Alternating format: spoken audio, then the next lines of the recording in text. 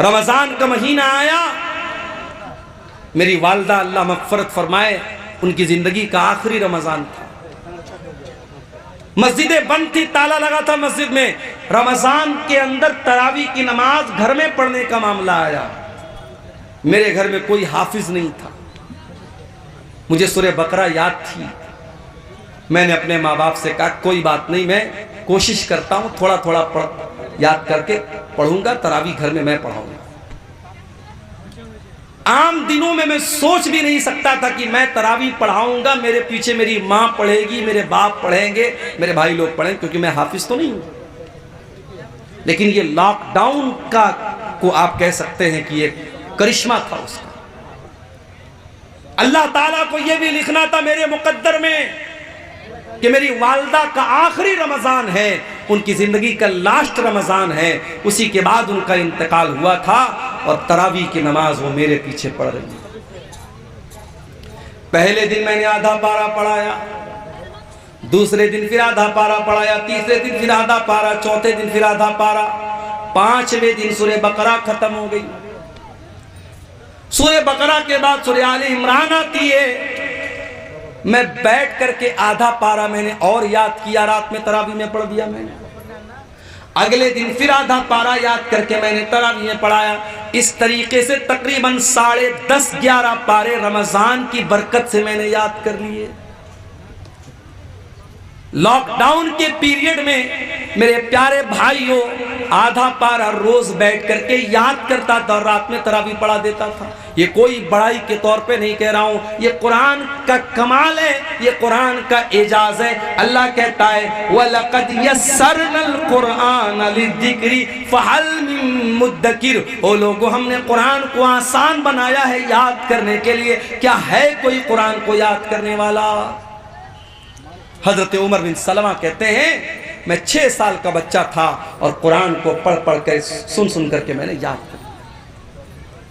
उसके बाद जब मक्का फतह हो गया और मेरे कबीले के लोग अल्लाह के रसूल के पास पहुंचे और इस्लाम कबूल कर लिया, तो अल्लाह के नबी ने कहा कि जाओ तुम अपने गांव में जाकर के मस्जिद बनाओ और नमाज कायम करो, और जो तुम में कुरान सबसे ज्यादा पढ़ने वाला है और कुरान सबसे ज्यादा याद जिसको है वही तुमको नमाज पढ़ाएगा।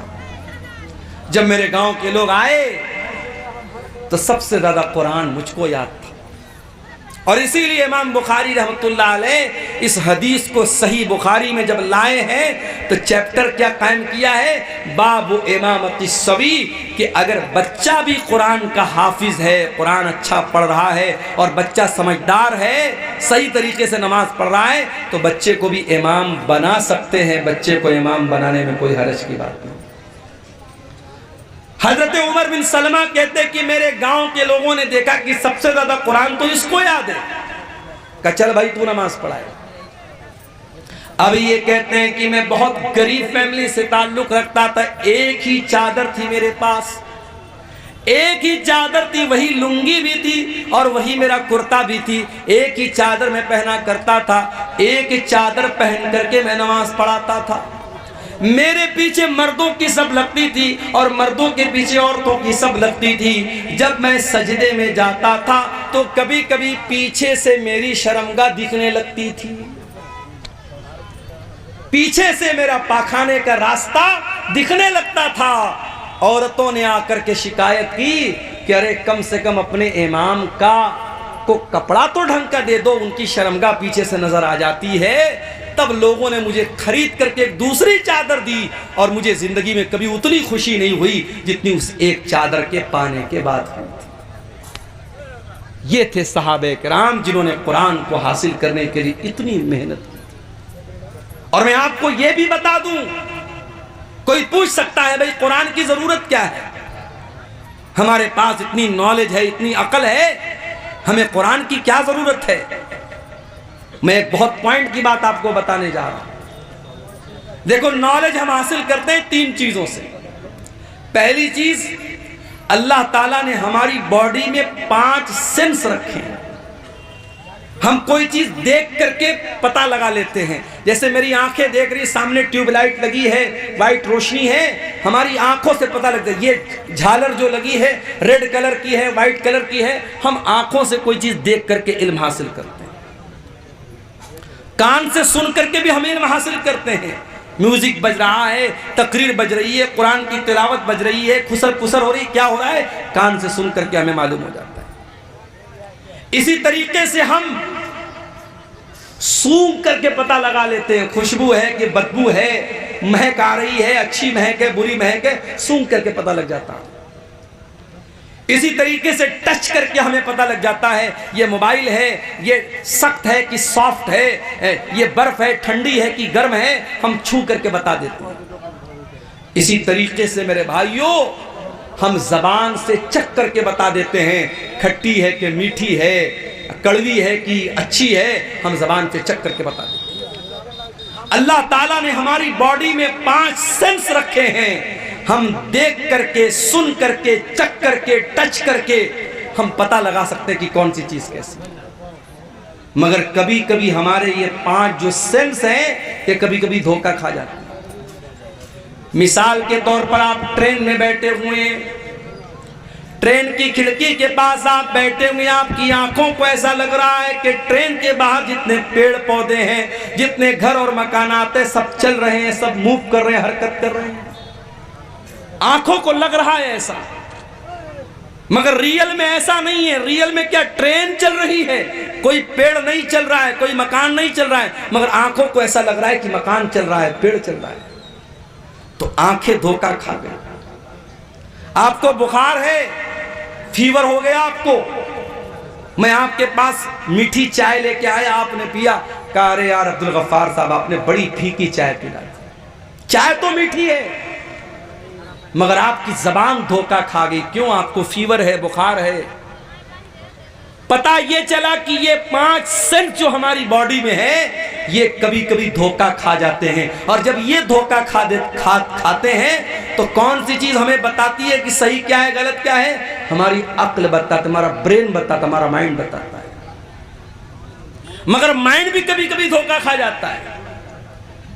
मिसाल के तौर पर आप शादी करते हैं, आपकी मां आपके लिए रिश्ता देखने जाती है, अक्ल कहती है कि अरे रिश्ता देखने के लिए बाहर जाने की क्या जरूरत है, इसकी बहन मौजूद है ना, इसकी बहन इसी घर में रहती है, इस घर के सारे तौर तरीके जानती है, बहन से शादी क्यों नहीं करा देते?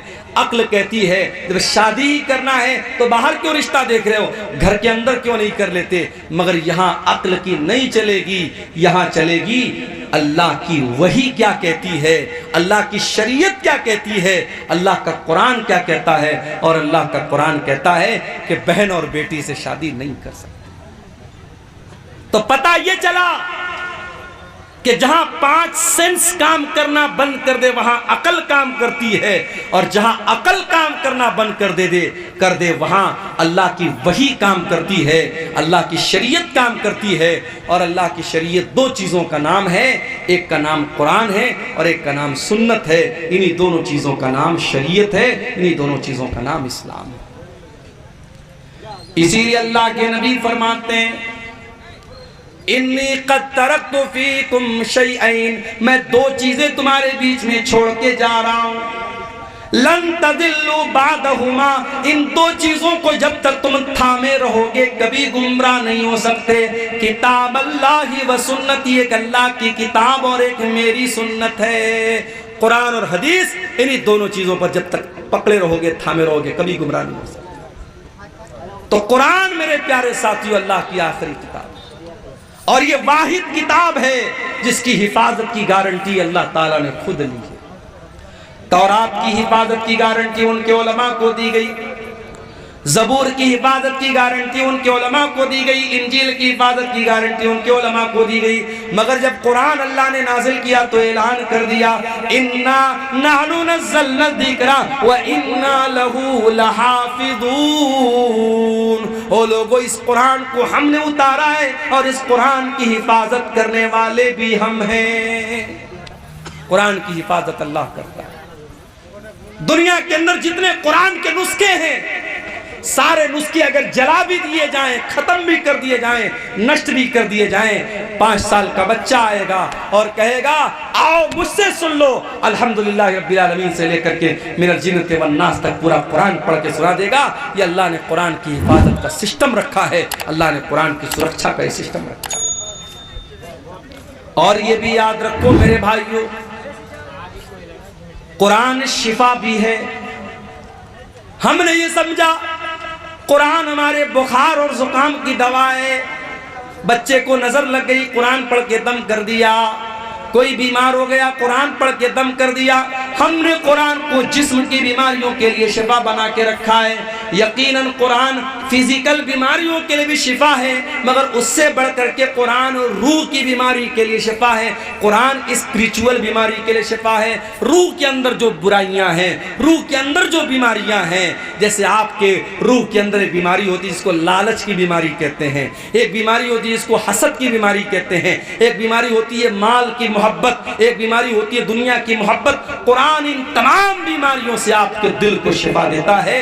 अल्लाह कुरान में कहता है या अय्युहन्नास क़द जाअतकुम मौइज़तुम मिर रब्बिकुम व शिफ़ाउन लिमा फिस सुदूर। ओ लोगो, ये कुरान तो बहुत बड़ी नसीहत है और कुरान तुम्हारे दिल की बीमारियों के लिए शिफा है।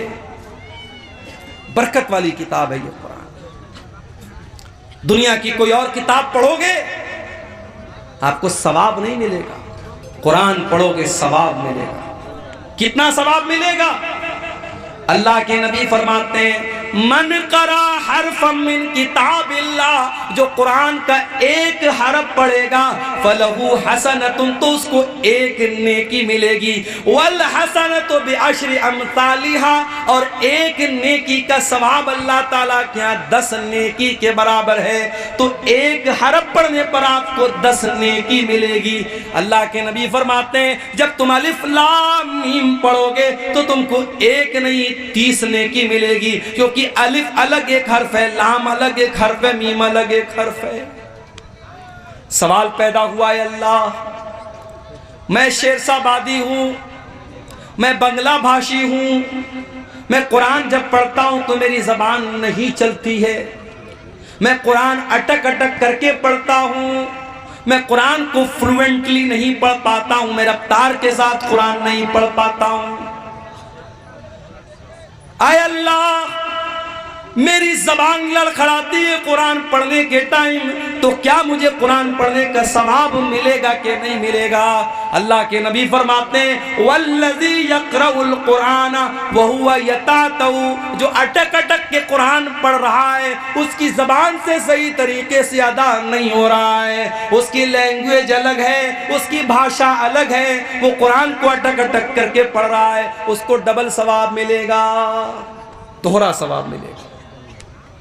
अल्लाह की कुदरत और अल्लाह के खजाने में कोई कमी नहीं है। आप दूसरी भाषा जानते हैं और ये भी कोई बहाना नहीं है। आपको मालूम होगा हरम के एक इमाम गुजरे हैं, इंतकाल हो गया उनका नाम कारी अयूब था। कारी अयूब कहाँ के रहने वाले थे? बर्मा के रहने वाले थे, म्यांमार के रहने वाले थे।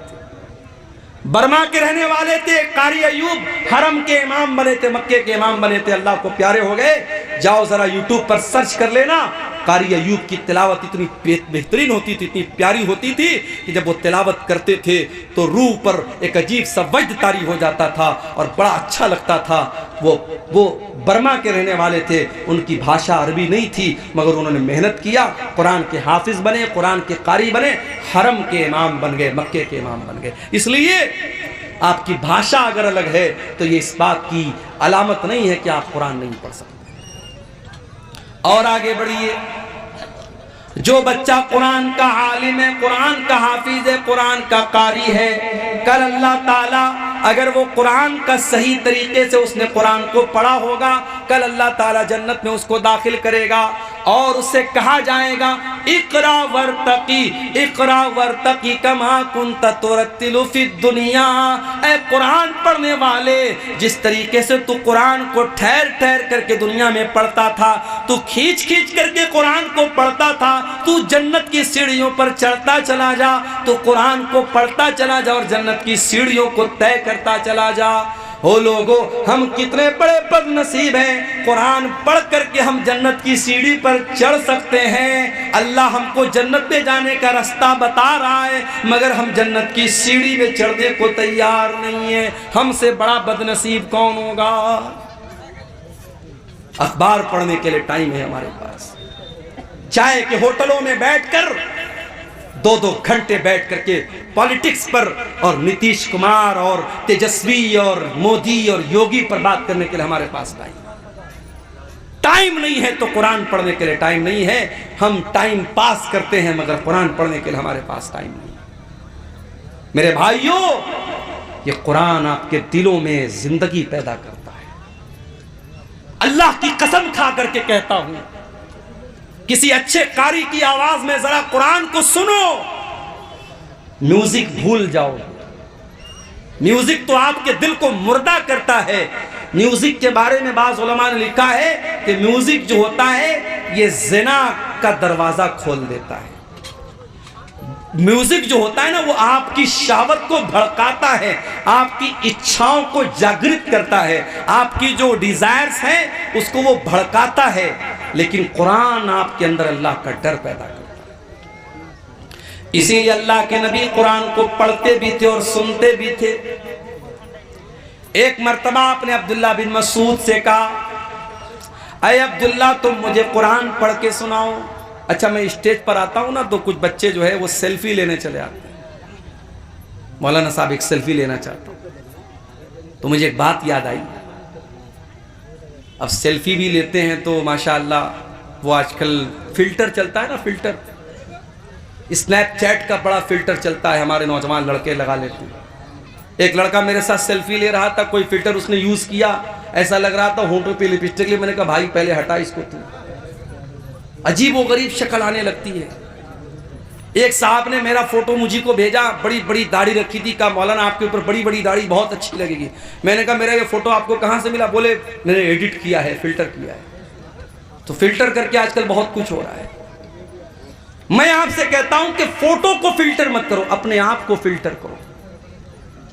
इंसान दुबला होता है, जिम जाता है कि मेरी बॉडी सही हो जाए, लेकिन अगर आपके अंदर ईमान की ताकत है तो आप दुबले पतले भी हैं तब भी अल्लाह के प्यारे हो सकते हैं। जरूरी नहीं है कि आप बॉडी बिल्डर बने तभी अल्लाह के प्यारे बनेंगे। हाँ, गुटखा खा करके अपने आप को दुबला मत करना। ये जितने गुटखा खाने वाले लड़के ना, वो हजरत मूसा अलैहिस्सलाम का वाकया याद है कि नहीं? मूसा अलैहिस्सलाम ने एक आदमी को ऐसा मुक्का मारा, एक मुक्का मारा वो मर गया। मूसा अलैहिस्सलाम के मुक्के में इतनी ताकत थी, एक मुक्का मारा मर गया वो आदमी। और आजकल हमारा नौजवान गुटखा खा खा करके इतना कमजोर हो चुका है कि वो किसी को मुक्का मारेगा तो खुद ही गिर जाएगा। तो गुटखा खा करके अपने आप को बर्बाद मत करो। बाज लोग कहते हैं साहब गुटखा हराम नहीं है, तंबाकू हराम नहीं है, बीड़ी हराम नहीं है। क्यों हराम नहीं है? कहते मकरूह है। तंबाकू और बीड़ी और सिगरेट और गुटखा को जो लोग मकरूह कहते हैं वो दीन का मजाक उड़ाते हैं। क्योंकि गुटखा, तंबाकू, बीड़ी, सिगरेट, खैनी, ये तमाम चीजें आपके शरीर को बर्बाद कर रही हैं, और जो चीजें आपके शरीर को बर्बाद करे वो हराम है, वो मकरूह नहीं है। माफ कीजिए, मकरूह किसको बोलते हैं? एक सवाल अभी मेरे पास है, मेरी जेब में पर्ची रखी हुई है। एक साहब ने सवाल किया, मौलवी साहब जरा इस मसले को बयान कर दीजिएगा कि एक आदमी जंगिया पहनकर और गमछा रख करके साल की साल नमाज पढ़ाता है और मसला बयान करता है कि नमाज हो जाएगी। देखो, नमाज हो जाएगी एक अलग मसला है, और नमाज उसी हालत में पढ़नी चाहिए अलग मसला है। नमाज आप जब पढ़े तो बेहतरीन लिबास में पढ़ें, जो लिबास आप इज्जतदार का जो लिबास है, जो आप कहीं जाते हैं जो लिबास पहन के जाते हैं वो लिबास आप पहन करके नमाज पढ़ें। किसी के यहाँ शादी में जाना हो, आप जंगिया पहन के और गमछा रख करके जाएंगे क्या? नहीं जाएंगे आप। प्रधान जी अपने घर पे आपको बुलाएंगे, आप बेहतरीन सफेद कुर्ता पायजामा पहनकर, खुशबू लगाकर, तेल लगा करके सच संवर के जाएंगे? जाएंगे क्या आप जंगिया पहनकर और गमछा रख करके? नमाज पढ़ने जा रहे हो, अल्लाह की इबादत करने जा रहे हो, और गमछा रख करके और जंगिया पहन करके नमाज पढ़ रहे हो, ये मुनासिब नहीं है मेरे भाई। मकरूह उस अमल को कहते हैं जो मुस्तहब के खिलाफ हो। मिसाल के तौर पर मस्जिद में आप जाते हैं, मुस्तहब यह है कि पहले दाहिना पैर अंदर डालें और फिर बायां पैर अंदर डालें, और मकरूह यह है कि आप पहले बायां डालें और बाद में दायां डालें। यह मकरूह है। जो चीज हराम है, सिगरेट, बीड़ी, तंबाकू, ये सब चीजें हराम है, ये मकरूह नहीं है, माफ कीजिएगा। अब्दुल्ला बिन मसूद रजी अल्लाह ताला अन्हु बहुत दुबले पतले थे। एक बार वो पेड़ पे चढ़ करके मिसवाक तोड़ रहे थे। इतने दुबले पतले थे कि उनकी पतली पतली टांगे हवा में लहरा रही थी, और सहाबे किराम देख करके हंस रहे थे कि देखो अब्दुल्ला की टांगे कितनी पतली पतली हैं। अल्लाह के नबी ने पूछा क्यों हंस रहे हो? कहा अल्लाह के नबी जरा देखिए अब्दुल्ला की टांगे कितनी पतली पतली। आपने फरमाया कि तुम अब्दुल्ला की टांगों को पतला समझ करके मजाक उड़ा रहे हो। लहुमा अस्कलानी अलल मीज़ान मिन उहुद, अल्लाह की कसम अब्दुल्ला की ये पतली पतली टांग कयामत के दिन तराजू के ऊपर उहुद पहाड़ से ज्यादा वजनदार होंगी। अल्लाह के आपका कैरेक्टर तौला जाएगा, आपका ईमान तौला जाएगा, आपका अमल तौला जाएगा। अगर आप फिजिकली कमजोर भी हैं मेरे भाइयों, अल्लाह के इसकी वैल्यू नहीं है। अब्दुल्ला बिन मसूद बहुत दुबले पतले थे, मगर आवाज बहुत अच्छी थी। कुरान पढ़ते थे, इतना बेहतरीन कुरान पढ़ते थे।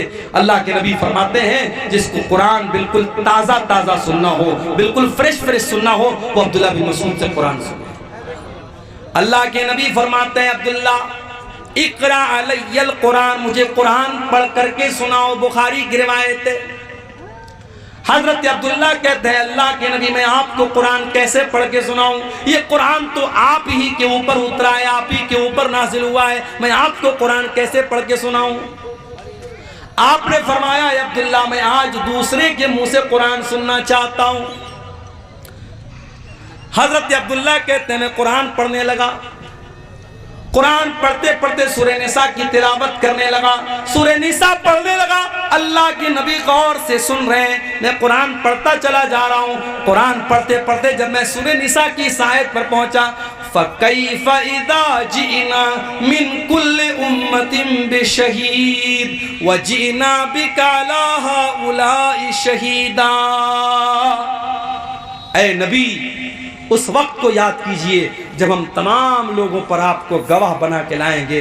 हर उम्मत में उसके नबी को गवाह बनाएंगे और आपकी उम्मत के ऊपर आपको गवाह बनाएंगे। जब इस आयत पर मैं पहुंचा हूं, हजरत अब्दुल्ला कहते हैं अल्लाह के नबी ने फरमाया ऐ अब्दुल्ला बस करो, रोक दो, तिलावत रोक दो। कहते मैंने नजरें डाल करके देखा, फैज़ा ऐनाहु तज़रीफान, अल्लाह के नबी की दोनों आंखों से आंसू बह रहे हैं। अल्लाह के नबी रो रहे हैं, अल्लाह के नबी की दोनों आंखों से आंसू बह रहे हैं। आपके कंधे पर कयामत के दिन जो जिम्मेदारी डाली जाएगी, उस जिम्मेदारी का एहसास करके अल्लाह के नबी रो रहे हैं।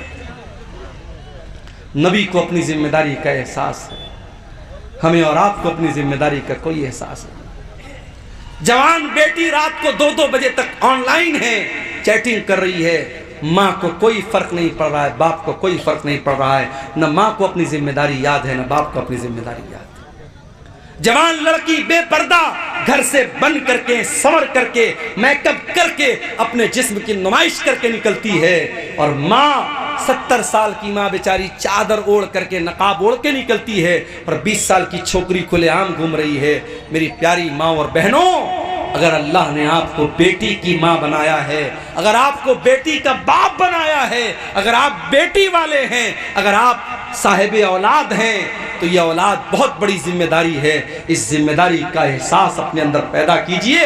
अल्लाह के नबी को अपनी जिम्मेदारी का एहसास हुआ, आपकी आंखों से आंसू बहने लगे, आप रोने लगे। आपने कहा अब्दुल्ला बस कर, अब मेरे अंदर ताकत नहीं और सुनने।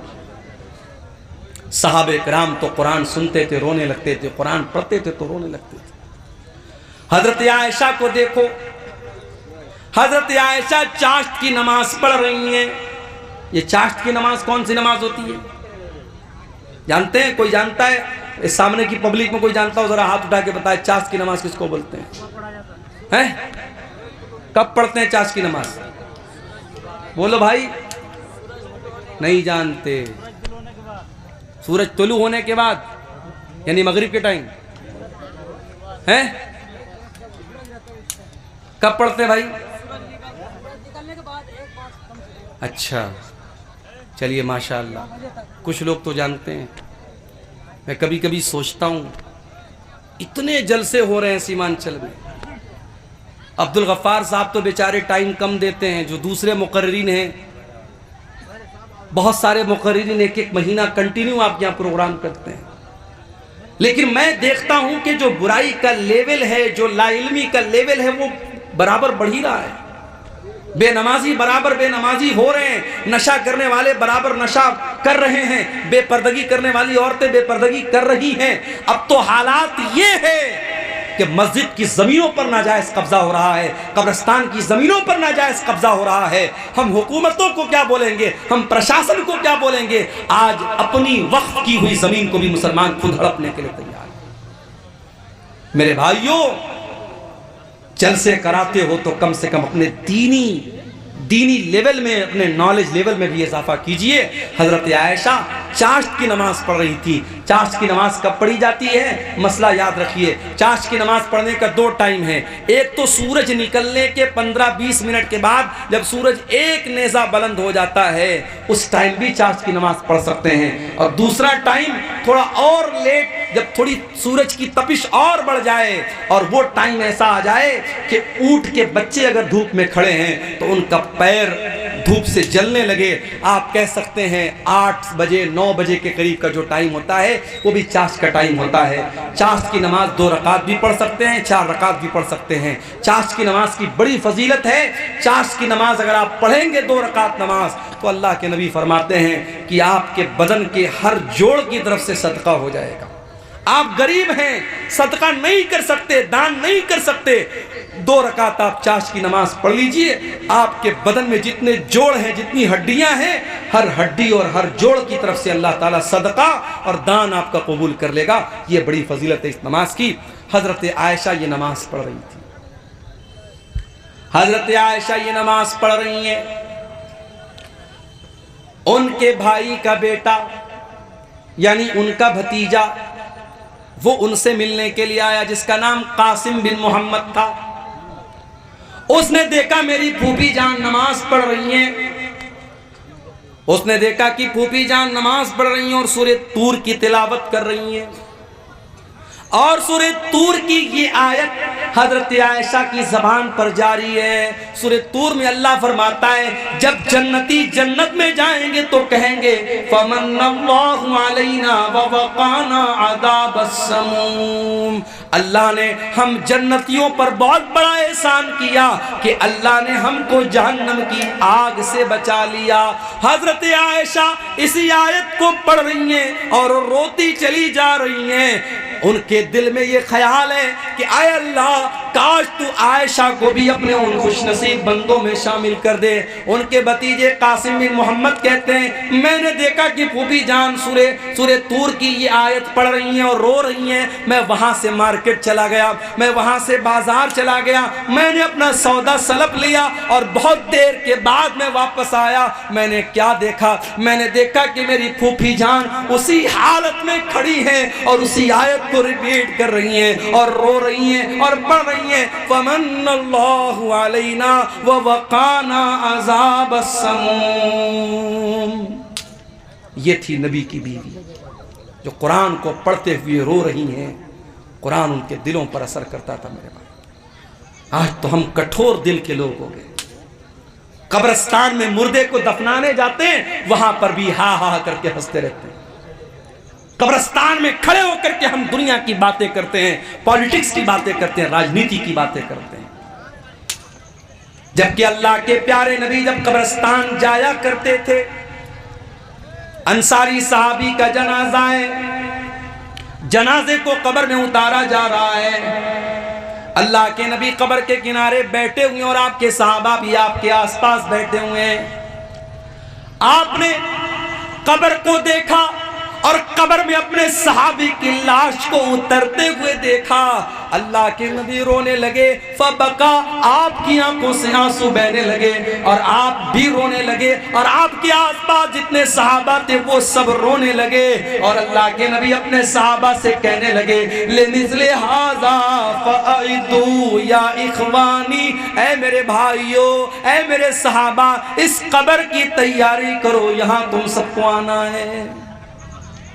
बनारस से एक मरतबा मैं एक प्रोग्राम में जा रहा था। तकरीबन 150-200 किलोमीटर दूर एक जगह पड़ती है शाहगंज, मैं वहाँ प्रोग्राम में जा रहा था। हमारे एक साथी थे, कार चला रहे थे। रास्ते में एक जंगल आया। अचानक उनकी हेडलाइट ने काम करना बंद कर दिया। जंगल के बीच में हेडलाइट ने काम करना बंद कर दिया। खूब अंधेरा, जंगल के बीच में कार खड़ी है, हम कार के अंदर हैं, एसी चल रही है, लेकिन लाइट बंद हो गई, अंधेरा हो गया। तो हमारे दिल और दिमाग में डर की एक लहर दौड़ गई।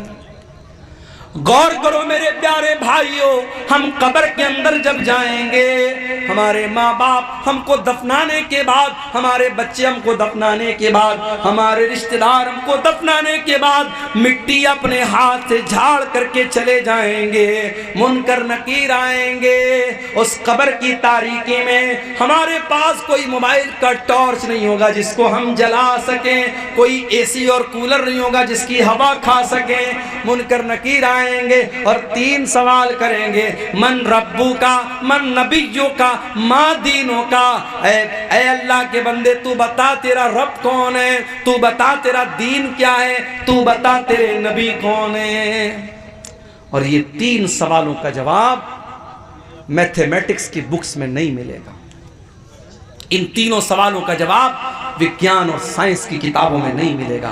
इन तीनों सवालों का जवाब हिस्ट्री और इतिहास की किताब में नहीं मिलेगा, भूगोल की किताब में नहीं मिलेगा, हाई स्कूल और इंटर के सिलेबस में नहीं मिलेगा।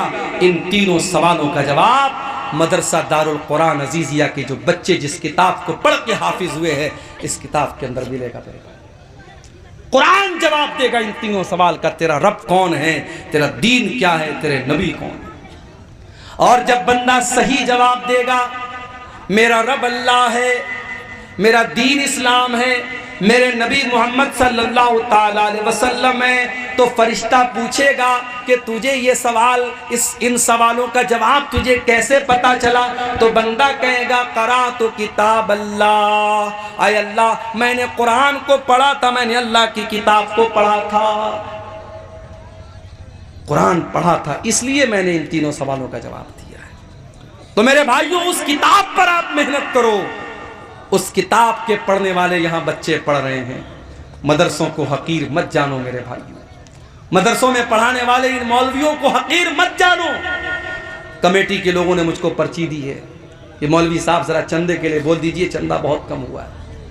ये अफसोस की बात है, तकलीफ की बात है। इसी आपके शेरशाबादी समाज में फजूल कामों के लिए लाखों रुपए खर्च हो जाते हैं। मुशायरा हो जाए, अभी लाखों रुपए खर्च हो जाएंगे। कोई फजूल चीज हो जाए, कोई खेल हो जाए, कोई नाच गाना हो जाए, लाखों रुपया आप खर्च करने के लिए तैयार हो जाएंगे।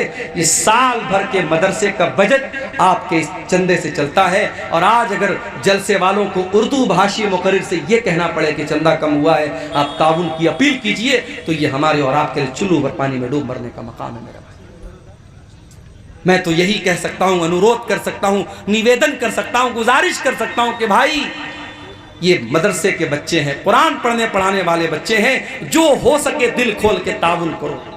अपनी माँ बहनों से कहूंगा कि जाना तो इस इदारे का भरपूर ताउन करके जाना, कि इसी मकसद के लिए जलसा हुआ है। और आपको एक बात बताऊं, मैं मेरे नबी की एक सुन्नत आपको बता रहा हूं। मेरे नबी ने अपनी फैमिली की जरूरत को कुर्बान करके अपने मदरसे के स्टूडेंट की जरूरत को पहले पूरा किया है। आपकी सबसे छोटी बेटी जिसका नाम फातिमा था, उनको पता लगा कि मेरे अब्बा के पास कुछ गुलाम आए हैं, कुछ नौकर आए हैं, कुछ लौंडियां आई हैं, तो वो अल्लाह के नबी के पास आई कि कुछ कोई एक नौकर मुझको मिल जाए, कोई एक नौकरानी मुझको मिल जाए, मेरे घर का कुछ काम आसान हो जाए। हजरत फातिमा की मुलाकात अल्लाह के रसूल से नहीं हुई। हजरत फातिमा ने अल्लाह के नबी को पैगाम अपना पहुंचा दिया हजरत आयशा के जरिए कि मेरे अब्बा आए तो बता देना कि आपकी बेटी आई थी और गुलाम आए हैं, एक गुलाम आपकी बेटी को मिल जाए या एक लौंडी आपकी बेटी को मिल जाए तो बेटी का काम आसान हो जाए। अल्लाह के नबी शाम को आते आपको मालूम होता है कि आपकी बेटी गुलाम के लिए आई थी, नौकर के लिए आई थी। बुखारी के अल्फाज, अल्लाह के नबी शाम को अपनी बेटी के घर पहुंचते हैं। हजरत अली कहते हैं हम दोनों मियाँ बीवी बिस्तर पर बैठे हुए थे, अल्लाह के नबी आते हैं, दरवाजा खटखटाते हैं, अंदर आते हैं और बिस्तर पे आकर के अपनी बेटी और दामाद के बगल में बैठ जाते हैं और अल्लाह के नबी अपनी बेटी से कहते हैं, ऐ मेरी बच्ची, मुझे पता चला कि तू गुलाम लेने के लिए मेरे पास आई थी, तू लौंडी लेने के लिए मेरे पास आई थी।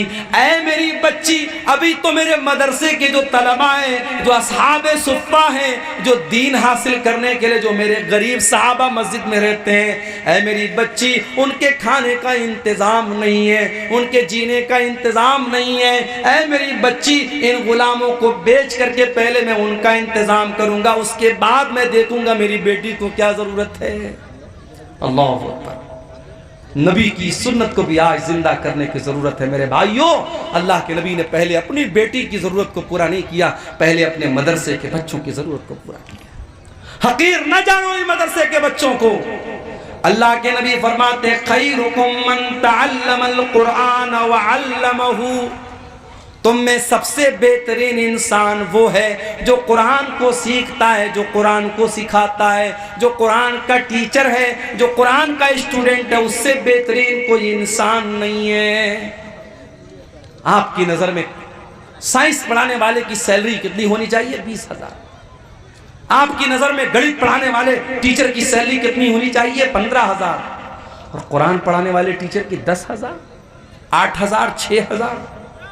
अभी बंगाल में हमारा एक दोस्त रहता है, एक मदरसे में पढ़ाता है। बंगाल में ममता बनर्जी जो है, वहाँ इमाम को भी कुछ सैलरी देती है, बेचारा अपने मोहल्ले की मस्जिद में इमामत भी कराता है, मदरसे में भी पढ़ाता है। प्राइवेट मदरसे के जो नाजिम होते हैं, जो कमेटी होती है, जो सेक्रेटरी होती है, वो अपने आप को मोदी और योगी से भी बड़ा डिक्टेटर समझने लगते हैं। उस मदरसे की कमेटी के लोगों ने क्या कहा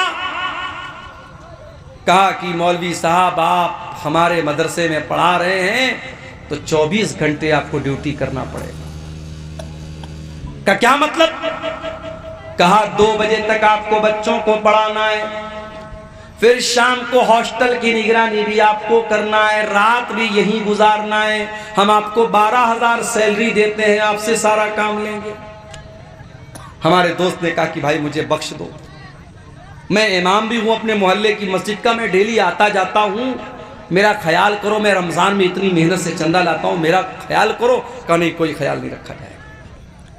डिक्टेटरशिप चल रही है मदरसों की मैनेजमेंट के अंदर, और इन प्राइवेट पढ़ाने वाले गरीब असातिज़ा और मुअल्लिमीन पर बड़ा जुल्म भी होता है मेरे भाई।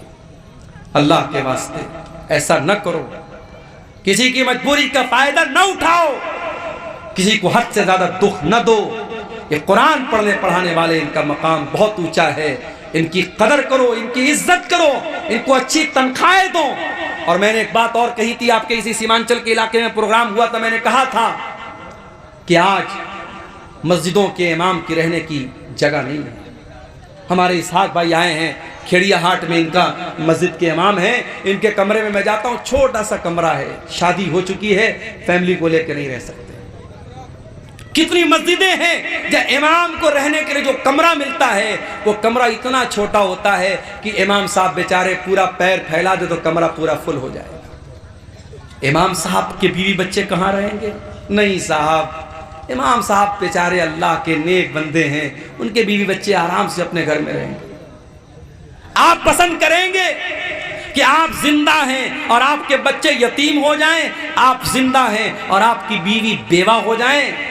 और मुझे कहने दीजिए कि आज बहुत सारे मदरसों से जो कांड होते हैं, जो वाकयात होते हैं बदफेली के और हराम कामों के, उसकी बहुत बड़ी वजह यह है कि आज बहुत सारे मदरसों के टीचरों को फैमिली से दूर रखा जाता है। मेरा बस चले तो हर मदरसे में यह कानून लगा दूं कि जितने भी टीचर रहेंगे फैमिली के साथ रहेंगे, बीवी बच्चों के साथ रहेंगे, उनके बीवी बच्चों के साथ उनका इंतजाम किया जाए, वरना इन मदरसों को बंद कर दिया जाए। 6-6 महीना इंसान शादीशुदा है, बीवी बच्चे वाला है, बीवी से दूर रहेगा, शैतान तरह तरह के ख्यालात डाल सकता है, शैतान गलत रास्ते पर डाल सकता है। मेरे प्यारे साथियों, ये सहाबा का दौर नहीं है, ये सहाबा का ज़माना नहीं है, ये ताबईन का ज़माना नहीं है। अपनी मस्जिदों के इमाम को अगर गंदगी से बचाना चाहते हो, अपने मदरसे के टीचरों को गलत काम से बचाना चाहते हो, तो उनको फैमिली क्वार्टर का भी इंतज़ाम करो। आज अगर आपकी कमाई अपने लिए है, अगर आप अपने घर के लिए, अपने बच्चों के लिए बेहतरीन घर बनाते हो, तो मदरसे में पढ़ाने वाले इन टीचरों के लिए भी आपको फैमिली क्वार्टर का इंतज़ाम करना चाहिए। आज अफसोस होता है मुझे मेरे भाई, इतने बड़े बड़े जलसे होते हैं सीमांचल में, इतने बड़े बड़े टेंट लगाए जाते हैं, दूर दूर तक लाउड स्पीकर की आवाज़ जा रही है, लाइटिंग की गई है, कई कई लाख रुपये एक जलसे पर खर्च होते हैं, और इलाका इतना कमज़ोर होता है कि रास्ते में चल के आओ तो रास्ता पूरा ख़राब है, कहीं चलने के लायक नहीं है। उसके बावजूद इतने खर्चे करके मदरसे का जलसा होता है, लेकिन जब आखिर में हिसाब होता है, मौलवी साहब चंदा बहुत कम हुआ है, ये रोना आम तौर से रोया जाता है। ऐसा क्यों हो रहा है मेरे भाइयों, इस पर हमें और आपको गौर करने की जरूरत है। अगर इन जलसों के चंदे से मदरसे नहीं चल पा रहे हैं, तो फिर कोई दूसरा सिस्टम निकालो, आप जलसा मत कराओ। आप साल में पूरे सीमांचल में अगर 100 जलसे होते हैं, 100 न हो 10 जलसे हों, 10 जलसे हों, और 10 जलसे जो हों तबलीगी जलसे हों, दीन फैलाने के लिए हों, कोई मेला ठेला ना लगे, कोई लड़कियों का बाजार में उनकी भीड़ ना लगे, कोई बेपर्दगी ना हो, कायदे से शरीयत और कायदे और कानून के हिसाब से प्रोग्राम हो, और मदरसे का चंदा आप प्राइवेट तौर पर, इंडिविजुअल तौर पर आप दें, तो इंशाअल्लाह बहुत हालात की इस्लाह हो सकती है। मगर मसला वही है, हमसे जब कोई पूछता है सीमांचल का क्या हाल है, ज़बान पर वही लाइन आती है, वही है चाल बेढंगी जो पहले थी वो अब भी है, वही है चाल बेढंगी जो पहले थी वो अब भी है। दुनिया कहां से कहां पहुंच गई, सीमांचल का इलाका आज वहीं का वही है। जिहालत वैसी ही है, गुर्बत वैसी ही है, दीन से दूरी वैसी ही है, बेपर्दगी दिन ब दिन बढ़ रही है, नौजवानों में शराब और नशे का रुझान बढ़ रहा है। मेरे प्यारे साथियों, आओ कुरान पर मैंने पूरी तकरीर कुरान पर की है। एक बड़ी खास बात और आखिरी बात बयान करके बात खत्म करूंगा कि कुरान पर अमल भी हमें और आपको करना है। सिर्फ कुरान को पढ़ना कमाल नहीं है, कुरान को सुनना कमाल नहीं है, कुरान पर अमल भी हमें और आपको करना है। हजरत उमर फारूक के पास एक आदमी आया, उसने हजरत उमर से कहा, ऐ उमर तुम हमारे साथ नाइंसाफी करते हो, ऐ उमर तुम हमारे साथ नाइंसाफी करते हो, हमें पैसा नहीं देते हो, हमें तोहफा नहीं देते हो। हजरत उमर बड़े गुस्से वाले आदमी थे, हजरत उमर को गुस्सा आ गया, उनका हाथ उनकी तलवार की तरफ जाने लगा। उनके दरबार में एक आदमी था, उसने कहा कि ऐ उमर इब्ने खत्ताब, क्या आपने अल्लाह का कलाम नहीं पढ़ा है, क्या आपने रब का कुरान नहीं पढ़ा है? अल्लाह कुरान में कहता है खुज़िल अफ़्वा व अमुर बिल उर्फ़ी व आरिज़ अनिल जाहिलीन। अल्लाह कुरान में कह रहा है कि ऐ मेरे बंदो माफ़ कर दिया करो और नेकी का हुक्म दिया करो और जाहिलों से मुंह न लगा करो, जाहिलों को नज़रअंदाज किया करो। ऐ उमर ये इंसान जाहिल है, इसके मुंह न लगिए, इसको नज़रअंदाज कर दीजिए। जब कुरान की आयत पढ़ी गई, हज़रत उमर सरेंडर हो गए, हज़रत उमर फ़ौरन ठंडे पड़ गए।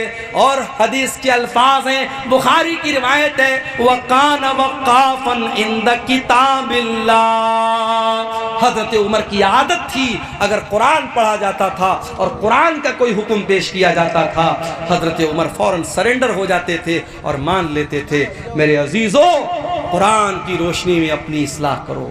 कुरान कहता है नमाज कायम करो, मस्जिदें आज वीरान हैं। कुरान कहता है जिना के करीब मत जाओ, और आज जिना के अड्डे मुसलमानों से आबाद हैं। कुरान कहता है वला युब्दीन ज़ीनतहुन्ना, औरतें बेपर्दगी न करें, और आज हमारी और आपकी औरतें बेपर्दगी कर रही हैं। कुरान कहता है नशे के करीब मत जाओ, और आज हमारा नौजवान नशा कर रहा है। कुरान कहता है नमाज अपने टाइम पर पढ़ो, हमारा नौजवान आज नमाज से दूर है। कुरान कहता है लोगों से बेहतरीन अखलाक से पेश आओ, हमारा नौजवान आज जो है वो अखलाक के मामले में भी बड़ा कमज़ोर है। मेरे प्यारे साथियों, कुरान पर आज अमल करने की ज़रूरत है। और अल्लाह कुरान में जब कुरान की फजीलत बयान करता है तो साथ में ये भी कहता है कि ये कुरान लियद्दब्बरू आयातिही, कुरान तदब्बुर करने के लिए, कुरान गौर करने के लिए है। मेरे अजीज़ों, डेली आधा घंटा सही, 1 घंटा सही कुरान पढ़ने के लिए टाइम निकालो। आज बांग्ला भाषा में कुरान का अनुवाद मौजूद है, उर्दू ज़बान में कुरान का तर्जमा मौजूद है, इंग्लिश में कुरान का ट्रांसलेशन मौजूद है। जो ज़बान आपको आती है, जो भाषा आपको आती है, उस भाषा में कुरान को लेकर के बैठ जाओ। आधा घंटा, मैं ज़्यादा नहीं बोलता, आधा घंटा डेली आप कुरान को देना शुरू कर दो। मैं नहीं कहता कि मोबाइल को आप जो टाइम देते हो वो आप कुरान को दे दो, वो दे दोगे तो ज़िंदगी संवर जाएगी, लेकिन कम से कम मिनिमम आप आधा घंटा कुरान को टाइम दो। मेरे भाइयों, आप गौर करेंगे ज़िंदगी में बरकतों को, आप गौर करेंगे, महसूस करेंगे ज़िंदगी में बरकतों को। आज अफसोस की बात यह है कि हमारे पास कुरान पढ़ने के लिए टाइम नहीं है। दुनिया जहान की किताबों को हम पढ़ते हैं लेकिन कुरान को नहीं पढ़ते हैं। मेरे भाइयों, बिजनेस आप करते हैं, कारोबार आप करते हैं, कारोबार में प्रॉफिट भी होता है, लॉस भी होता है, फ़ायदा भी होता है, नुकसान भी होता है, मगर कुरान की तिलावत एक ऐसी तिजारत है, एक ऐसा बिजनेस है जिसमें कभी घाटा होने वाला नहीं है। अल्लाह कुरान में फरमाता है, इन्नल्लज़ीना यतलूना किताबल्लाह, जो लोग कुरान की तिलावत करते हैं, वह अक़ामुस्सलाता, नमाज कायम करते हैं, वह अनफ़क़ू मिम्मा रज़क़नाहुम सिर्रन व अलानियतन, और जो रोज़ी हमने दी है उसमें से खर्च करते हैं, खुल करके भी खर्च करते हैं और छुप करके भी खर्च करते हैं। अल्लाह फरमाता है, यरजून तिजारतन लन तबूर, कुरान पढ़ने वाला ऐसा बिजनेस कर रहा है, ऐसा व्यापार कर रहा है जिसमें कभी घाटा होने वाला नहीं है। एक मौका हमें सीरतुन नबी के अंदर मिलता है जब अल्लाह के नबी बद्दुआ करते हैं। कुछ कबीले के लोग आते हैं और धोखे से, फ्रॉड करके, धोखा करके, फरेब करके वो अल्लाह के नबी के 70 ऐसे सहाबा जो कुरान के हाफिज थे, कुरान के कारी थे, उन 70 सहाबा को अपने साथ लेकर के जाते हैं और रास्ते में गद्दारी करके, फ्रॉड करके उन 70 सहाबा को शहीद कर डालते हैं, कत्ल कर डालते हैं। अल्लाह के प्यारे नबी को इतनी तकलीफ होती है, 1 महीना कंटिन्यू आप नमाज में कुनूत नाज़िला पढ़ते हैं। हर नमाज की आखिरी रकात में रुकू के बाद खड़े होकर के आप कुनूत नाज़िला पढ़ते हैं और कुनूत नाज़िला में आप उन काफिरों का नाम ले करके, उनके कबीलों का नाम ले करके बद्दुआ करते हैं। ओ लोगों, तुम्हारी नजर में कुरान के हाफिज की अहमियत हो या न हो, मेरे नबी की नज़र में कुरान के हाफिज की और कुरान के आलिम की और कुरान के कारी की अहमियत देखो कि कुरान के कारियों के कत्ल पर अल्लाह के नबी को इतना गुस्सा आया, आप 1 महीने तक कुनूत नाज़िला में उनके कातिलों पर बद्दुआ करते रहे। तो कुरान का हाफिज और कुरान का आलिम बहुत ऊंचा मकाम है उसका। और मैं मुबारकबाद देता हूं इन 5 बच्चों को, इनके खुश नसीब माँ बाप को, जिस दौर में दुनिया नौकरी की तरफ भाग रही है, दुनिया के उलूम और डिग्री की तरफ भाग रही है, आपने अपने बच्चे को एक मदरसे में भेजा। और मैं ये भी जानता हूं सीमांचल के अक्सर मदरसे जागीर से चलते हैं। ये बच्चे अपने घर के इज्जतदार घर के बच्चे हैं, लेकिन जागीर की शक्ल में ये किसी के दरवाजे पर जा करके टिफिन लेकर के खाना लाते हैं, अपनी इज्जत नफ्स को बार बार कुचलते हैं सिर्फ इसलिए कि ये कुरान पढ़ने आए हैं। इनका मकसद कुरान सीखना है, कुरान याद करना है। और आज अल्लाह के फजलो करम से इनके हाथ पर मौलाना तौहीद साहब ने, मैंने और दूसरे लोगों ने दस्तार बांधी है, जो इस बात की पहचान है कि आज के बाद समाज में ये हाफिज जी के नाम से याद किए जाएंगे, ये हाफिज कुरान के नाम से याद किए जाएंगे। मैं अपने इन बच्चों से एक बात कहना चाहता हूं, इसी समाज में हमने ऐसे भी बच्चों को देखा है जो कुरान के हाफिज तो बन गए, लेकिन कुछ दिनों के बाद गलत संगत में पड़ गए, गलत रास्ते पे चले गए। कुरान जितना याद था वो भुला भी दिया, और उनके कैरेक्टर और उनके किरदार से कहीं से भी ये प्रतीत नहीं होता, ये नहीं झलकता, ये नजर नहीं आता कि कुरान के हाफिज। ऐ मदरसा दारुल कुरान से हिफ्ज करने वाले मेरे प्यारे बच्चों, तुम समाज में जब अपने नाम के साथ हाफिज का टाइटल लेकर के जा रहे हो, उस टाइटल की हिफाजत करना। दुनिया तुम्हारी हरकतों को देखने के बाद जस्टिफाई करेगी, तय करेगी कि हाफिज लोग कैसे होते हैं। मार्केट से तुम गुजरोगे, तुम्हारे सामने बहुत सारे गलत मनाजिर भी आएंगे, गंदी चीजें भी तुम्हारे सामने ऑफर की जाएंगी, देखने को तुम्हें उकसाया जाएगा, तुम्हें आकर्षित किया जाएगा। लेकिन तुम्हारे सीने में अल्लाह का कुरान है, इस कुरान की कदर करते रहना और उन नामुनासिब चीजों से, उन गंदी चीजों से, उन वल्गर चीजों से हमेशा अपने आप को बचा के रखना और इस कुरान की हिफाजत करते रहना मेरे बच्चों। इसलिए कि अल्लाह के प्यारे नबी क्या फरमाते हैं, ताहदू हाज़ल कुरान, इस कुरान को अच्छी तरीके से याद रखो। फ़इन्नहु अशद्दु तफ़ल्लुतम मिनल इबिल फ़ी उक़ुलिहा, जिस तरीके से ऊंट को अगर किसी खूंटे में बांध दिया जाए तो ऊंट जिस तरीके से भागने की कोशिश करता है, कुरान करीम भी आपके सीने से निकलने की कोशिश करेगा। इस कुरान को बांध के रखना, इस कुरान को महफूज करके रखना, कुरान को अपने दिल से, दिमाग से निकलने मत देना। मेरे अजीजों, बात निकली है कुरान की, तो एक बात मैं आपको और बताना चाहता हूं। अल्लाह ताला ने दुनिया में बहुत सारे नबियों को भेजा और बहुत सारे नबियों को अल्लाह ताला ने बहुत सारी किताबें भी अता फरमाई। 4 किताबों का नाम तो हम बहुत फेमस है, मशहूर है, जानते हैं। दाऊद अलैहिस्सलाम को ज़बूर मिली थी, मूसा अलैहिस्सलाम को तौरात मिली थी, ईसा अलैहिस्सलाम को इंजील मिली थी, हमारे नबी को कुरान मिला था। ये तो हम जानते हैं। बहुत सारी किताबों का नाम भी हमें नहीं मालूम, लेकिन ये बात याद रखो, जिस तरीके से अल्लाह का आखिरी नबी खातमुन नबिय्यीन है, अब आपके बाद दुनिया में कोई नबी आने वाला नहीं, कोई रसूल आने वाला नहीं है। उसी तरीके से कुरान अल्लाह की आखिरी किताब है। अब कुरान के बाद कोई दूसरी किताब दुनिया में आने वाली नहीं है।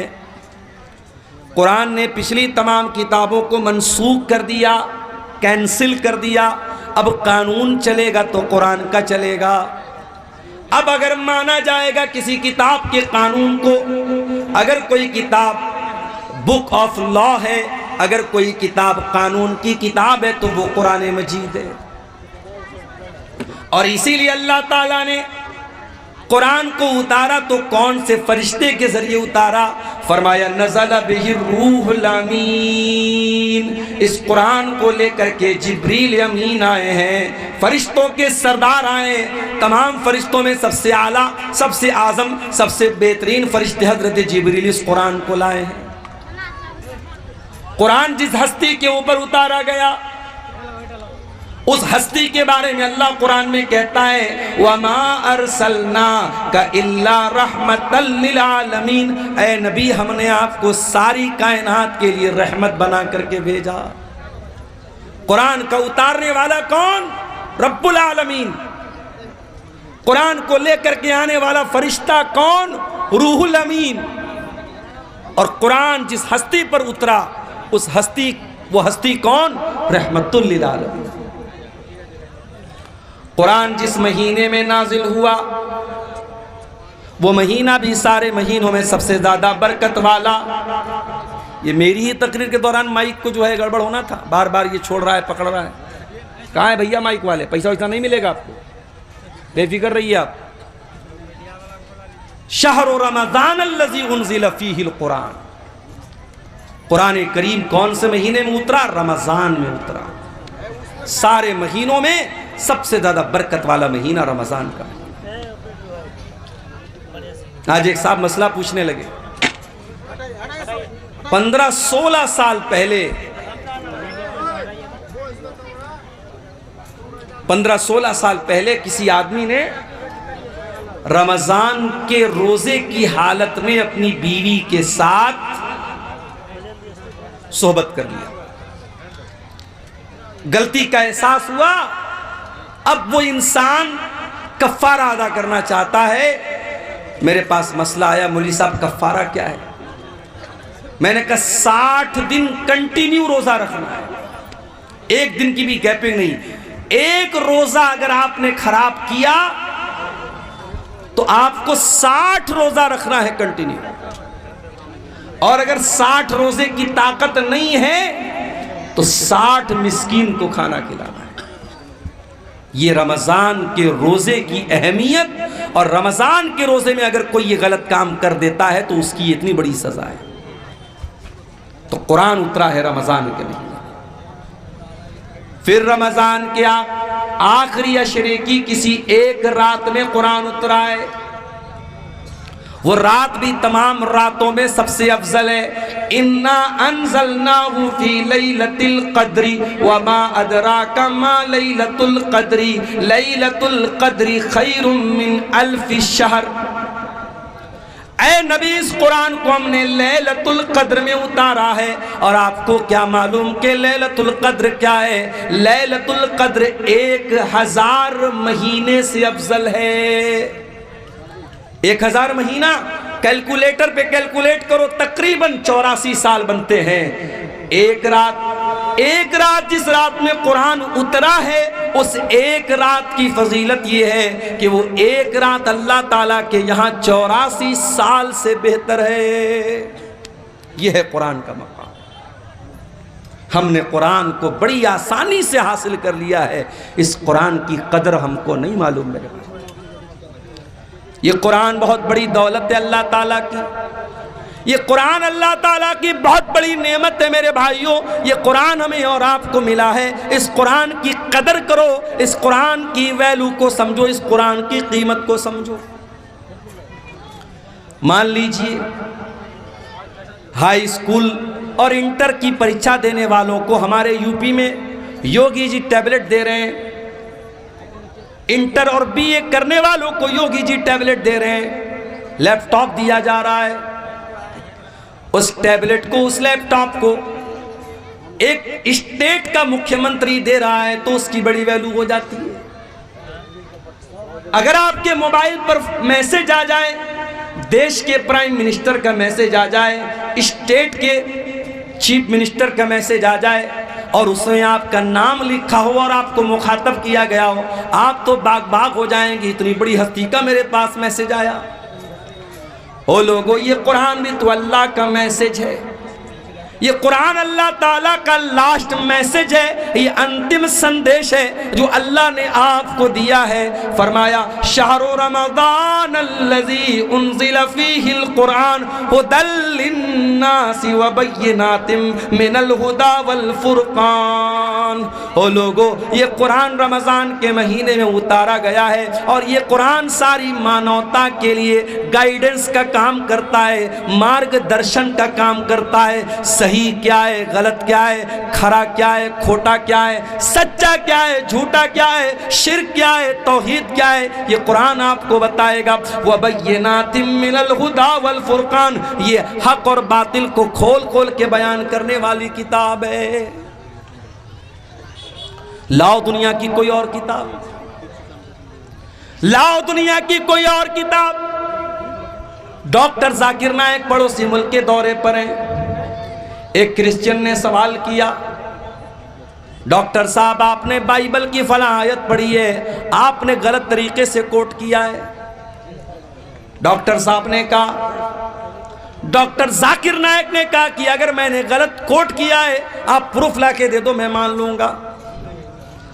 अपनी दूसरी तकरीर में डॉक्टर जाकिर नाइक बोलते हैं कि बाइबल के इंडिया के अंदर कई हजार नुस्खे और उन हजारों नुस्खों में बहुत डिफरेंस है, बहुत फर्क है, बहुत अंतर है। बाइबल के अलग अलग एडिशन में बहुत अंतर है। दूसरी तरफ आ जाओ कुरान के अंदर, उस्मान गनी रजी अल्लाह ताला ने कुरान पढ़ते हुए शहीद किए गए, और जब वो कुरान पढ़ रहे थे उस कुरान की कॉपी के ऊपर, उस कुरान के नुस्खे के ऊपर हजरत उस्मान गनी के खून के छींटे भी पड़े थे। और मालूम है वो कौन सी आयत पढ़ रहे थे? ए भाई क्या हो रहा है?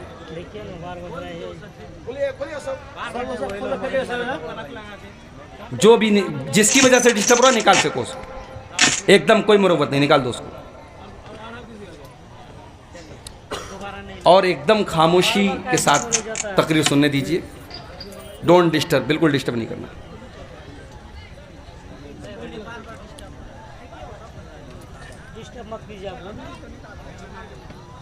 तो कुरान करीम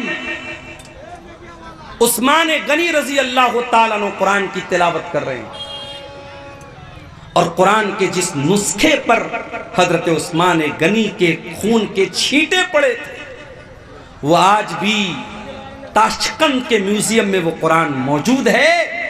और आपको जान करके आश्चर्य होगा, हैरत होगी कि उस कुरान में और आज हमारे पास जो कुरान मौजूद है, देयर इज नो डिफरेंस, कोई अंतर नहीं है, कोई फर्क नहीं। ये कुरान का एजाज है। इतना ही नहीं, उस्मान गनी जब कुरान की तिलावत कर रहे थे, कौन सी आयत पढ़ रहे थे? सूरह बकरा की आयत पढ़ रहे थे, फसयकफीकहुमुल्लाह वहुवस समीउल अलीम। अल्लाह ताला इनके लिए काफी हो जाएगा, अल्लाह इनसे इंतकाम ले लेगा, इनसे बदला ले लेगा। अल्लाह सब कुछ सुनने वाला, सब कुछ जानने वाला है। उस्मान गनी कुरान की तिलावत कर रहे हैं और कुरान की यही आयत वो पढ़ रहे हैं, उसी हालत में उनको ज़बा कर दिया गया, शहीद कर दिया गया। उस्मान गनी कुरान से बहुत मोहब्बत किया करते थे, बहुत मोहब्बत किया करते थे। इसीलिए उस्मान गनी रजी अल्लाह ताला अन्हु का इंतकाल भी हुआ तो कुरान पढ़ते हुए हुआ। और उस्मान गनी कहा करते थे, लौ तहरत कुलूबुकुम मा शबियत मिन कलामिल्लाह। ओ लोगो, अगर तुम्हारा दिल पाक और साफ होता तो कुरान को सुन करके कभी तुम्हारा दिल न भरता, कभी तुम्हारा दिल आसूदा न होता, कभी तुम्हारे दिल को सेरी हासिल न होती कि मैंने बहुत कुरान पढ़ लिया है। मेरे नौजवान साथियों, जरा अपने अपने गरेबान में झांक के बताओ, आखिरी बार तुमने कुरान कब पढ़ा है? हर शख्स अपने ऊपर गौर करे, उसने आखिरी बार बैठ करके आधा घंटा कुरान कब पढ़ा था? जरा बता देना मुझे।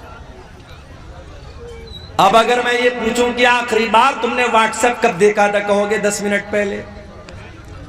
मैं पूछूं आखिरी बार तुमने फेसबुक पर रील्स कब देखी थी? मौलाना साहब अभी तकरीर सुनने के पहले तो देखी थी। तुमने लास्ट टाइम यूट्यूब के शॉर्ट्स कब देखे थे? अभी तो तकरीर में आने के, जलसे में आने के पहले हमने देखा था।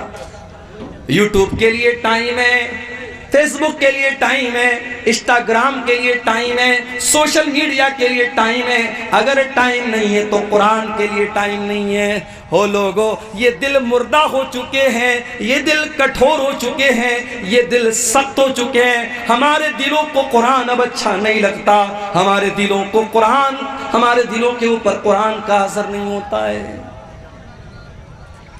अरे हमारे दिल की क्या हैसियत है? हमारा दिल तो गोश्त पोस्त का बना हुआ मुलायम सा दिल होता है।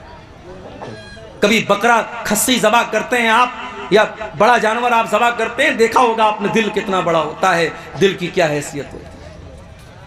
हमारा दिल तो गोश्त पोस्त का मामूली बना हुआ दिल है।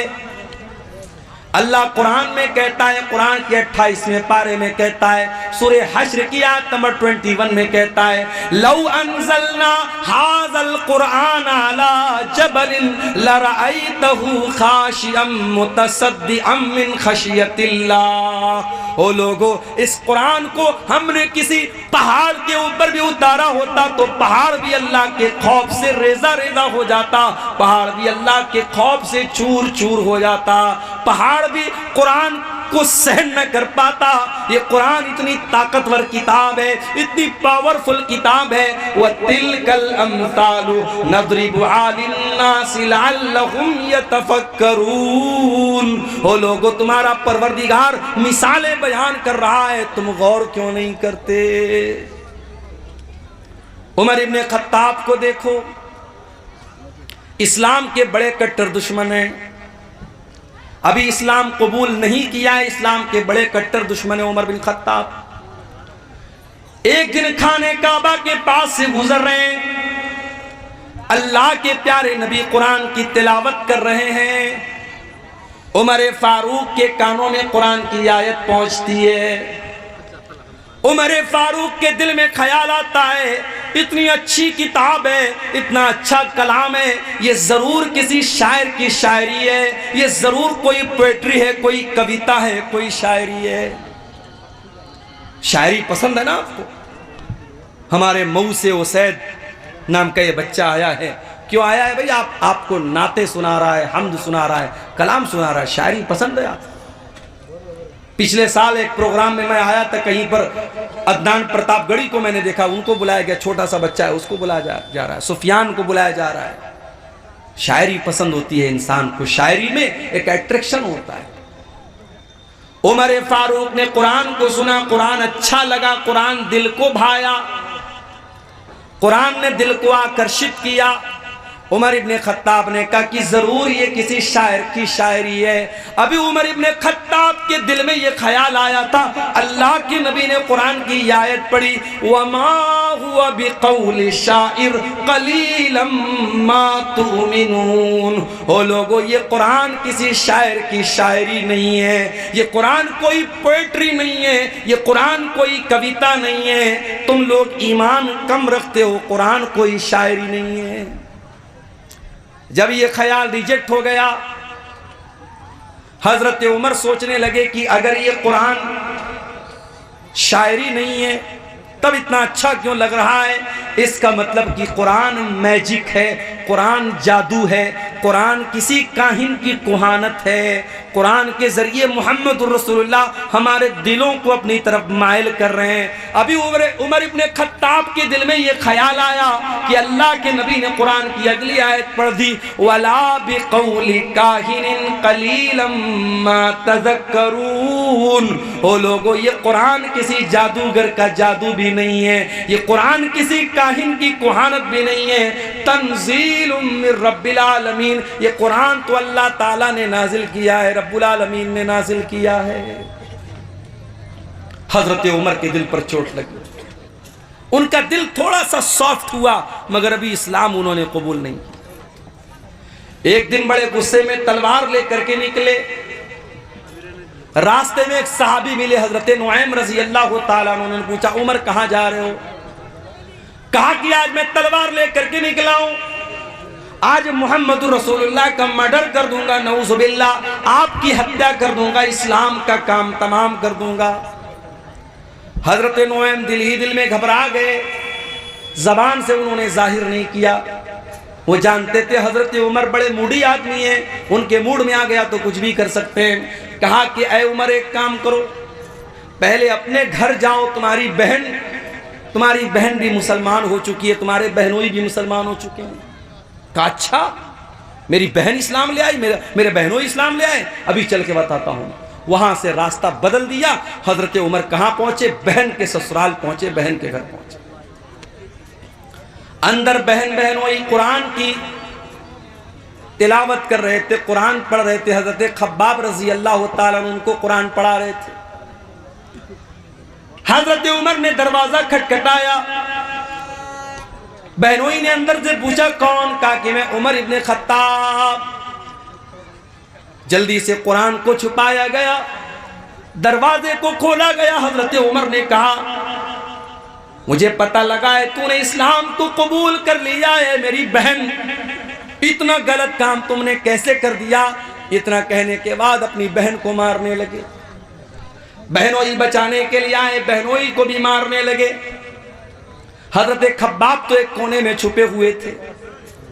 बहनोई भी लहूलुहान, बहन भी लहूलुहान।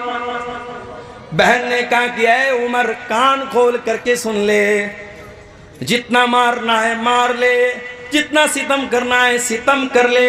ऐ उमर, अब इस्लाम हमारे दिल के अंदर दाखिल हो चुका है, अब तू इस्लाम को हमारे दिल से नहीं निकाल सकता।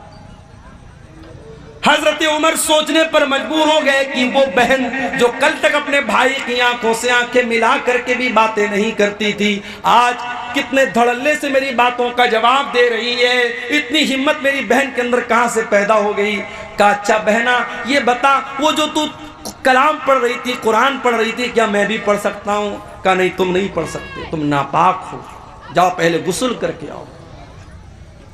हजरत उमर ने गुस्ल किया, पाक साफ होकर के आए, कुरान उनके सामने रख दिया गया और कुरान की सूरह ताहा की आयतें उन्होंने पढ़ी। ताहा मा अंज़लना अलैकल कुरआन लितशक़ा इल्ला तज़किरतन लिमन यख़शा।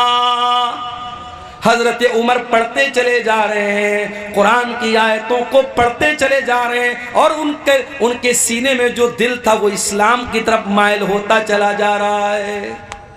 जब तिलावत खत्म कर चुके, कहा कि ऐ मेरी बहना, ये अल्लाह का कलाम है, मैं भी इस पर ईमान लाना चाहता हूँ, मैं भी इस्लाम कबूल करना चाहता हूँ, मैं भी मुसलमान होना चाहता हूँ। हजरत सईद बिन जैद उनके बहनोई थे, उनको लेकर के दारे अरकम में पहुंचे, जहां अल्लाह के नबी अपने सहाबा को लेकर के छुपे रहते थे और इस्लाम की वहीं पर तबलीग करते थे। दारे अरकम में पहुंच करके हजरत उमर ने दरवाजा खटखटाया, अंदर से पूछा गया कौन? कहा कि मैं उमर बिन खत्ताब हूं। अंदर सहाबे किराम डर गए कि अरे उमर आए, पता नहीं क्या इरादा लेके आए। हजरत हमजा भी इस्लाम ला चुके थे। उन्होंने कहा कोई बात नहीं, आने दो, अच्छे मकसद के तहत आया है तो अच्छी बात है, बुरे मकसद के तहत आया है तो उसी की तलवार से उसको खत्म कर दूंगा, आने दो। दरवाजा खोला गया, हजरत उमर फारूक रजी अल्लाह ताला अन्हु अंदर आते हैं और अल्लाह के नबी के पास आकर के कहते हैं, अशहदु अल्ला इलाहा इल्लल्लाह व अशहदु अन्नका रसूलुल्लाह। ऐ अल्लाह के नबी, मैं कोई दुश्मनी करने नहीं आया, मैं कोई मर्डर करने नहीं आया, मैं कोई हत्या करने नहीं आया, मैं अल्लाह की तौहीद का ऐलान करता हूँ और मैं आपके रसूल होने का ऐलान करता हूँ। अल्लाह के नबी ने अल्लाह का शुक्र अदा किया, क्योंकि आपने अल्लाह से दुआ की थी कि ऐ अल्लाह, तो दो लोगों में से किसी एक को इस्लाम की तौफीक दे दे, चाहे उमर बिन हिशाम को, जिसको अबू जहल कहते हैं, उसको तो इस्लाम की तौफीक दे दे, चाहे तो उमर बिन खत्ताब को दे दे। अल्लाह को उमर बिन खत्ताब पसंद थे, अबू जहल पसंद नहीं था। अबू जहल को ईमान की दौलत नहीं मिली, हजरत उमर को मिल गई। अल्लाह के नबी ने अल्लाह का शुक्र अदा किया और मुसलमानों ने मिल करके नारे तकबीर लगाया, इतने जोर से नारे तकबीर लगाया कि पूरी मकान की छत पूछ गई।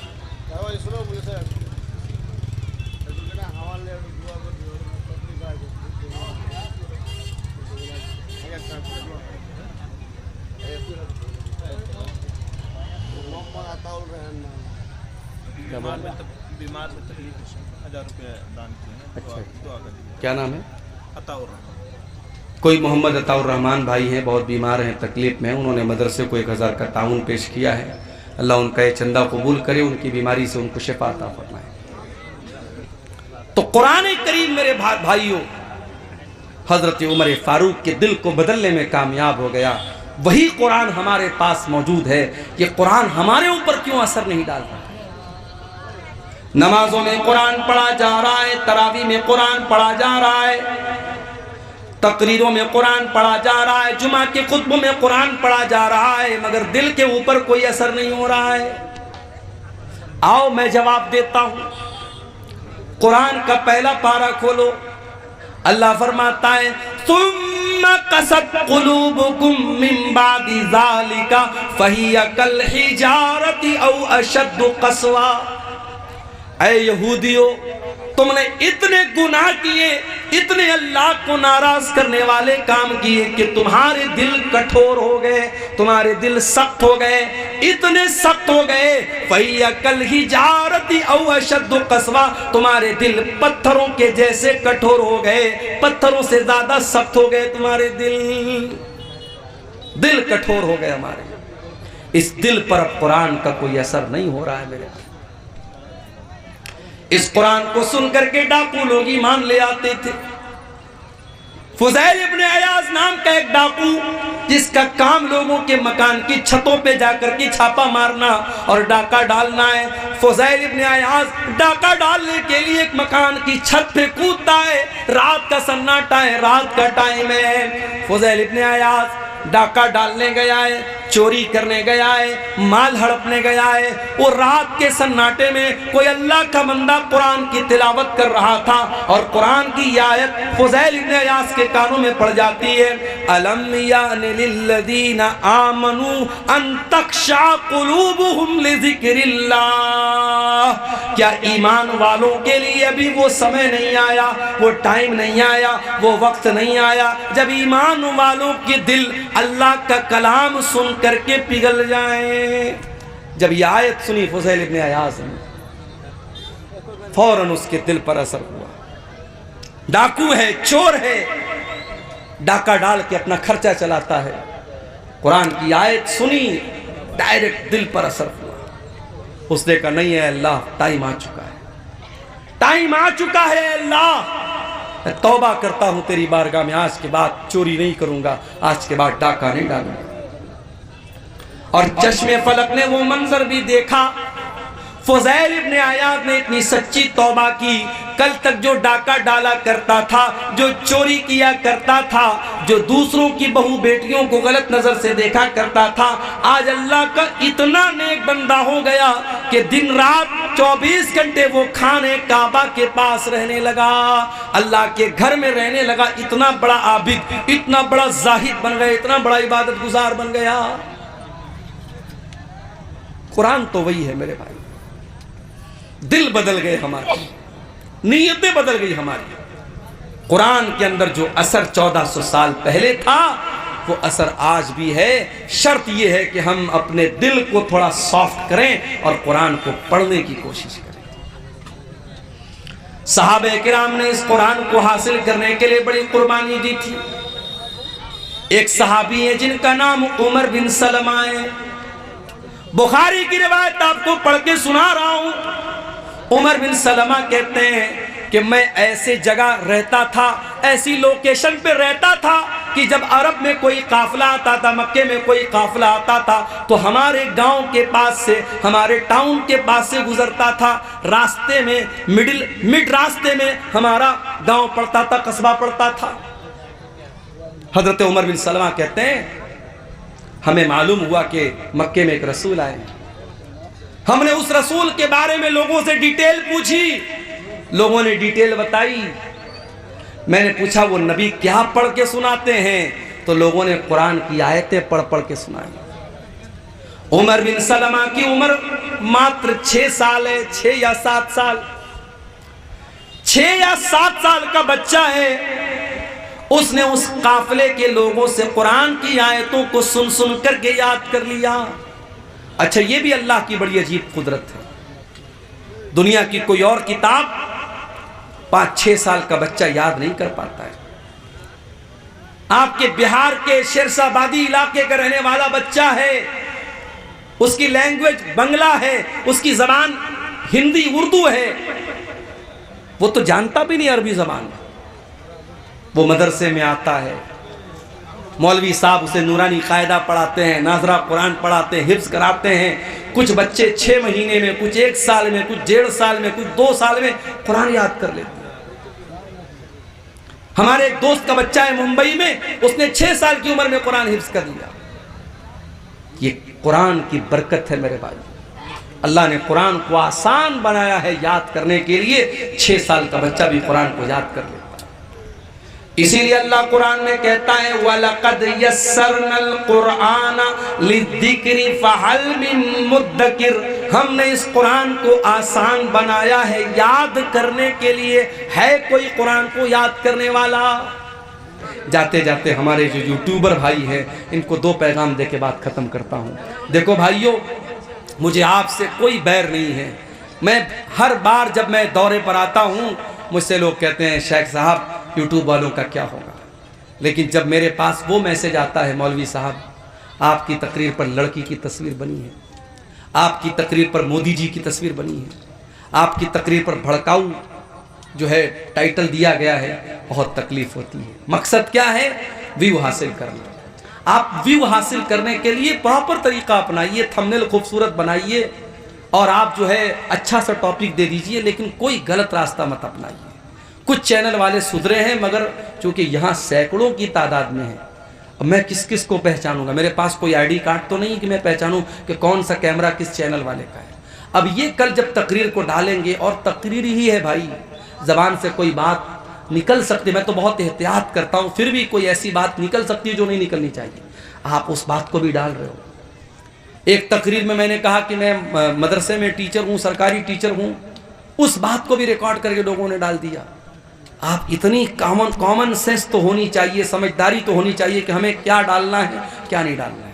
तो एक बात तो मैं ये कहूँगा कि आप अल्लाह के वास्ते जब आप यूट्यूब पर तकरीर को अपलोड करें तो आप उल्टी सीधी बातें, मौलाना साहब ने लड़की का वाकया बयान किया, मियाँ बीवी का वाकया, मियाँ बीवी यानी बॉलीवुड के किसी फिल्म का सीन उठा के डाल दिया थंबनेल में, मौलाना साहब ने मियाँ बीवी के बारे में क्या बयान किया। मुझे गालियां सुनने को पड़ती हैं, कमेंट में लिखा रहता है कि अब्दुल गफ्फार साहब ये क्या करें। उनको क्या पता उनका चैनल है किसका चैनल है। इसलिए मेरे भाई, आप अल्लाह के वास्ते आप ऐसा काम न कीजिए, थंबनेल गड़बड़ सड़बड़ मत लगाइए। दूसरा काम, ये प्रोग्राम जो हुआ है, जलसे वालों ने बड़ी मेहनत से प्रोग्राम रखा है। आप तमाम हजरात जो भी चैनल वाले हैं, कुछ नहीं, जो भी मिनिमम अमाउंट आप जो दे सकते हैं, जो आपके ऊपर बहुत बोझ न पड़े, आप इस इदारे को ताउन करके जाएं। शेख तौहीद साहब भी बयान करके गए हैं, इदारा बहुत पुराना इदारा है और इस लायक है कि हम इस इदारे का ताउन करें। अल्लाह ताला हम सबको इसकी तौफीक अता फरमाए। कहने सुनने से ज़्यादा अल्लाह ताला हम सबको अमल की तौफीक अता फरमाए। रब्बुल आलमीन कुरान करीम को हमारे सीनों का करार बना दे, हमारे दिलों की बहार बना दे, हमारी आँखों का नूर बना दे और हमें कुरान करीम से अपना ताल्लुक़ जोड़ने की तौफीक अता फरमाए। आमीन। व आखिर दावाना अल्हम्दुलिल्लाहि रब्बिल आलमीन।